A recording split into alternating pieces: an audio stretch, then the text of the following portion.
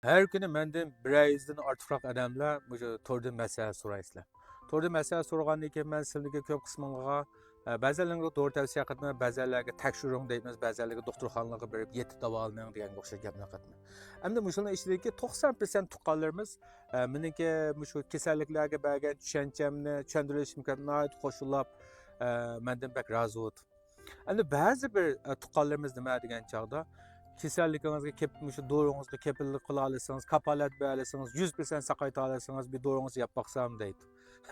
Men odatda bitta zukamg'ima tuqqanlar kepilulab davramayman. Men sizlarga oldingi vaqtda zo'pillarimda degan, oldi bilan doğrunun kelish manbasi sifatli bo'lishi kerak. Ikkinchidan, doğru yasash texnikamiz yuqori bo'lishi kerak. Uchinchidan, tumu tutib diagnoz to'g'ri bo'lishi kerak. To'rtinchisi, biz qo'ygan shu diagnozga bizning bergan doğrumuz 100% mos kelish kerak. Shu vaqtda biz kasallikning yaxshilanish qarab manganligida so'z ochqilib o'tdi. 100%lik emas, shu vaqtda so'z ochqilib o'tdi. Demek sizin bu tor dünyasını sorgan suallarınki ba'zanlaringlar o'zingizning bu kasallikingizdan ziyodan ko'ptirib o'tgan bo'lishingiz mumkin. Ba'zan biz nihoyatda diqqat qilish tegishli ba'zan kasallik alomatlarini bizga demagan bo'lishingiz mumkin. Shu sababdan balkim ba'zan dorilarimiz sizlarga to'liq manfaat qilmasligi mumkin.